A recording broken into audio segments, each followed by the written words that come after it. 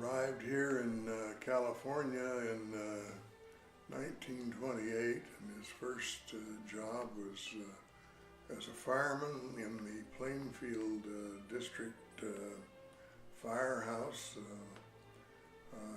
He rather rapidly heard that they were forming a new high school in Davis and were looking for teachers, and he came and applied.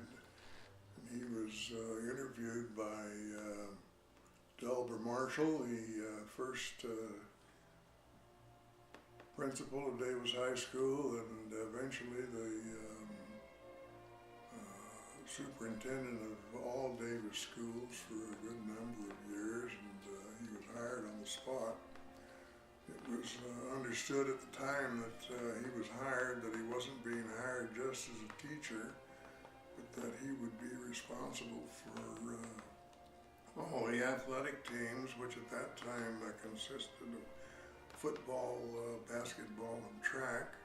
And Dewey took a double block south or north of the old brick schoolhouse, and with his own hands he built a regulation football field surrounded by a regulation track, and took care of these things himself for many years until he finally got some help sometime in the late 1940s. He also built all the track and field pits, including the pole vault, broad jump, shot put, and this sort of thing. And so he really started the Davis High School athletic program virtually from scratch.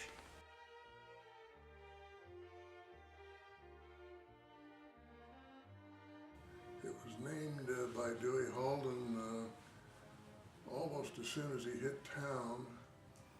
He had been in the Army Air Corps in World War I, and there was a famous French Army unit called the Blue Devils in that war. And Dewey said that his fighter squadron also called themselves the Blue Devils, although this, as far as I know, was never an official name of any type. But when he arrived at Davis High School, he immediately started calling his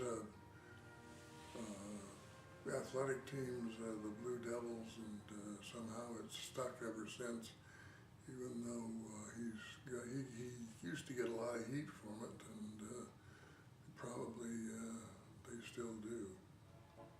Well, of course, I was born and raised in Davis, and Dewey is the only coach I ever knew. And he started in 1928 when I was 2 years old, so I grew up with Dewey. And anyway, he was my biology teacher in high school as well, and my brothers and my uncle all had him as coach and teacher. And he was just a great guy. He did so much. We had 4 sports in high school in those days. That was it. There wasn't anything for girls. It was football, basketball, track, and baseball. He coached everything except baseball. He coached from 28 to 52, and then quit for 2 years and came back in 55. And he came back because he felt he had an extremely good team that he'd watched for many years, and he wanted to coach it. And we ended up being the #1 rated small school in the state. The only teacher in those days that wanted you to call him by his first name, which was really unusual, but it made you closer to the man. As I mentioned, a lot of integrity, and everybody just loved the man. I mean, he was a straight shooter. He would do anything he can for you, and did many times. Well, the other thing that I remember, my uncle was my grandmother was raising my uncle. He was like an older brother to me. But anyway, she was supporting him, and they couldn't afford gym shoes. I mean, even if they were $3 or $4 during the Depression, you just didn't. That was quite a bit of money. And there were several people, my uncle being one of them, that found gym shoes in his locker. And this was one of the things that never with any fanfare or anything, he just knew the kids that couldn't afford them, and Dewey made sure that they had gym shoes. I've never seen a coach with that kind of record my entire life, before or since. He just played your heart out for the man. Really an outstanding person in every way, and coach. Davis was so small then, and we didn't have Little League and all those things to keep the kids busy and off the streets. But Dewey opened the gym every Saturday and Sunday. He had it open all day for all the kids that wanted to come, and he was there to counsel them and everything. And anyway, of course, he had an ulterior motive. He taught the kids his basketball style from the time they were tiny. He was also an excellent basketball coach, excellent track coach.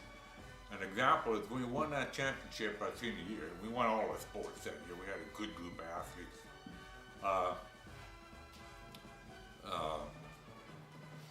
The football banner, they put all the championships on the wall, end to end, all the way around the basketball gym. And that enclosed the entire circle, 100 and some championship banners, and he coached every one of them. 100 and some championships. This guy was phenomenal. It's now been 20 years since his death, and there are a great number of people in Davis that probably don't know anything about him, but at one time he was very probably the best known man in town. I'll just say that I've never met a finer man in my life. And there's a whole lot of people who tell you the same thing.